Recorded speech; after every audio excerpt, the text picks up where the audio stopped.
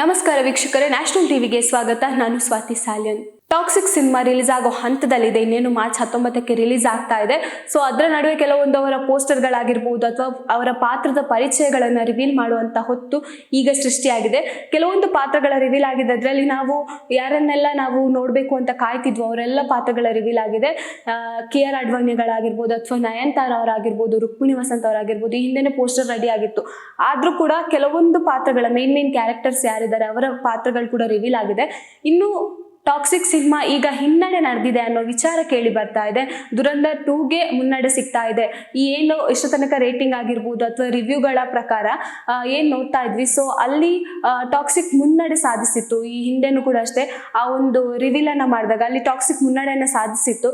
ಆದ್ರೆ ಈಗೀಗ ಮತ್ತೆ ಕುಸಿತ ಕಾಣ್ತಾ ಇದೆ. ಟಾಕ್ಸಿಕ್ ಅನ್ನ ದುರಂಧರ್ 2 ಮುನ್ನಡೆ ಸಾಧಿಸಿದೆ ಅನ್ನೋದು ಇಲ್ಲಿ ಮಾತುಗಳು ಕೇಳಿ ಬರ್ತಾ ಇದೆ. ಸೊ ಹಾಗಾಗಿ ಇದೆಲ್ಲೋ ಒಂದ್ ಕಡೆ ಅಭಿಮಾನಿಗಳೇ ನಿರಾಸೆ ಆಗಿದೆ. ಯಾಕಂದ್ರೆ ಎರಡು ಕೂಡ ಬಾಕ್ಸ್ ಆಫೀಸ್ ಸಿನಿಮಾಗಳೇ. ಅದರಲ್ಲೂ ದುರಂಧರ್ ಸಿನಿಮಾ 4 ಗಂಟೆಗಳಷ್ಟು ಸಿನಿಮಾ ಆಗಿದೆ. ಈ ಕೂಡ ಈ ಹಿಂದೆ 3.5 ನಿಮಿಷದಷ್ಟು ಒಂದು ಮಾಡಿತ್ತು. ಬಟ್ ಸೀಕ್ವೆಲ್ ಅದೆಲ್ಲ ಚರ್ಚೆ ಆದ್ಮೇಲೆ 3 ನಿಮಿಷ 55 ಸೆಕೆಂಡ್ಗಳಷ್ಟು ಏನು ಸಿನಿಮಾ ಇದೆ. ಅಂದ್ರೆ ನಿಯರ್ಲಿ ಒಂದು 4 ನಿಮಿಷದಷ್ಟು 4 ಗಂಟೆಗಳ ಕಾಲ ಸಿನಿಮಾ ಓಡುತ್ತೆ ಅನ್ನೋದು ಅವರ ಒಂದು ಡಿಸಿಷನ್ ಆಗಿರುತ್ತೆ. ಬಟ್ 4 ಗಂಟೆಗಳಷ್ಟು ಸಿನಿಮಾ ಇರ್ಬೇಕಾದ್ರೆ ಆ ಸಿನಿಮಾದಲ್ಲಿ ಎಂಥದ್ದು ಏನಿದೆ ಅನ್ನೋದು ಕೆಲವೊಬ್ಬರ ಪ್ರಶ್ನೆ ಆಗಿದೆ.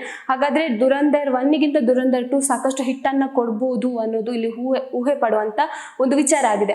ಇನ್ನು ಟಾಕ್ಸಿಕ್ ಅನ್ನ ಹಿಂದಿಕ್ಕಿರೋದು ಯಾಕೆ, ಟಾಕ್ಸಿಕ್ ಯಾಕೆ ಅಷ್ಟು ಹಿಂದೆ ಉಳಿಯೋಕೆ ಕಾರಣವಾಯಿತು ಅನ್ನೋದನ್ನ ನೋಡೋದಾದ್ರೆ ಟಾಕ್ಸಿಕ್ ನ ಈ ಒಂದು ಹಾಡಿಂದಾಗಿ ಅದು ಹಿಂದೆ ಉಳಿತಾ ಅನ್ನೋದು ಕೂಡ ಪ್ರಶ್ನೆ ಆಗುತ್ತೆ.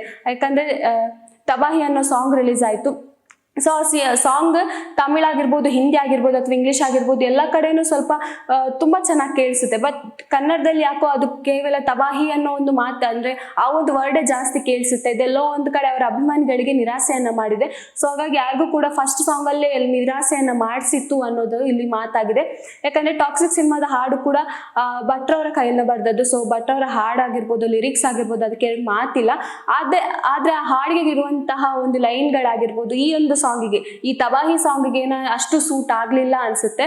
ಬಟ್ ಆದ್ರೂ ಕೂಡ ಅವರ ಅಭಿಮಾನಿಗಳಿಗೆ ಇಂಥ ಒಂದು ನಿರಾಸೆಯನ್ನ ಮಾಡಿಸಿದ್ ಯಾಕೆ ಯಶ್ ಅವರು ಅನ್ನೋದು ಅವರ ಅಭಿಮಾನಿಗಳ ಪ್ರಶ್ನೆ ಆಗಿದೆ. ಯಾಕಂದ್ರೆ ಸಾಕಷ್ಟು ನಿರೀಕ್ಷೆಯನ್ನ ಇಟ್ಕೊಂಡಿದ್ರು. ಸಿನಿಮಾಕ್ಕೂ ಅಷ್ಟೇ ಸಾಕಷ್ಟು ನಿರೀಕ್ಷೆಗಳಿದೆ. ಈ ಟ್ರೈಲರ್ ಆಗಿರ್ಬೋದು ಅಥವಾ ಫಸ್ಟ್ ಅಲ್ಲಿ ಏನ್ ಬಿಟ್ಟಿದ್ರು ಆ ಗ್ಲಿಮ್ಸ್ಗಳಾಗಿರ್ಬೋದು, ಅದಕ್ಕೆ ಸಾಕಷ್ಟು ಒಂದು ಸುದ್ದಿ ಆಗಿತ್ತು. ಸಾಕಷ್ಟು ಒಂದು ವಿಚಾರವನ್ನ ವ್ಯಕ್ತಪಡಿಸಿರುವಂತಹ ಆ ಟ್ರೈಲರ್ ಆಗಿರ್ಬೋದು, ಎಲ್ಲದಕ್ಕೂ ನಿರೀಕ್ಷೆಯಿಂದ ಕಾತ್ರದಿಂದ ಕಾಯ್ತಿದ್ದಂತಹ ಅಭಿಮಾನಿಗಳು ಈ ಒಂದು ಹಾಡಿಗೂ ಕೂಡ ಅಷ್ಟೇ ಕಾತ್ರದಿಂದ ಕಾಯ್ತಾ ಇದ್ರು. ಬಟ್ ಎಲ್ಲೋ ಒಂದ್ ಕಡೆ ಅದು ನಿರಾಸೆಯನ್ನ ಉಂಟು ಮಾಡಿದೆ. ಅವರ ಅಭಿಮಾನಿಗಳಿಗೆ ಈ ಹಾಡು ನಿರಾಸೆಯನ್ನ ತಂದಿದೆ ಅಂತ ಹೇಳ್ಬೋದು. ಹಾಗಾಗಿ ಈ ಹಾಡಿ ಯಾರೆಲ್ಲ ನೋಡಿದಾರೋ, ಸೊ ನಿಮ್ಮ ಅನಿಸಿಕೆ ಏನು ಅನ್ನೋದನ್ನ ಕಮೆಂಟ್ ಬಾಕ್ಸ್ ಮೇಲೆ ತಿಳಿಸಿ.